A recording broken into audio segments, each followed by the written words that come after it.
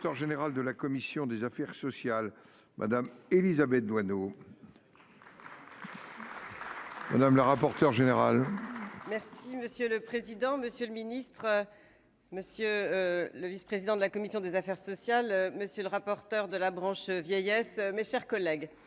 Monsieur le Président Kanner, vous venez de présenter au nom de votre groupe et celui de la présidente Éliane Assassi et du président Guillaume Gontard cette motion référendaire. Nous nous y attendions, ce n'est pas une surprise. Vous dire si c'est un outil, on ne va pas appeler ça une arme, d'obstruction majeure. Sans doute pas, sans doute pas. Chacun use des outils qu'il a dans sa boîte à outils. Je voudrais vous faire part de deux éléments. D'abord une incompréhension et d'autre part une conviction. Pourquoi une incompréhension?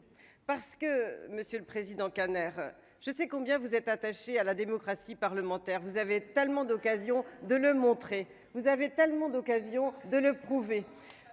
Et là, aujourd'hui, vous nous proposez finalement un court-circuit.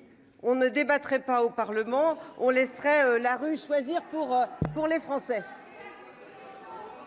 Alors, je vois que ça vous fait réagir. C'est bien, ça fait réagir. Ça fait réagir.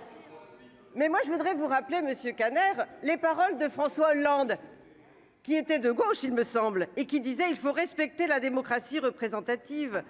Pourquoi élire des députés? Pourquoi élire des sénateurs si toutes les questions peuvent être posées au peuple français?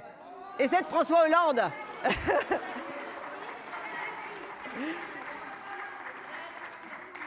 Alors revenons à notre sujet. Si on posait la question aux Français, voulez-vous de cette loi? Vous savez bien que c'est une question binaire, oui ou non. Répondre à une telle question, évidemment, demander des efforts aux Français, ils vont répondre non. Et d'ailleurs, les sondages le montrent. Mais si on leur dit, voulez-vous sauver votre système de réforme par répartition? Ils vous diront oui. Est-ce que vous voulez laisser la dette de vos comme retraite et celle, vos propres pensions, est-ce que vous voulez leur laisser? Ils diront non. Donc je pense qu'il faut être attentif aux questions que l'on pose lors d'un référendum. Et en tout cas, je ne pense pas qu'ici, ce soit une solution à adopter.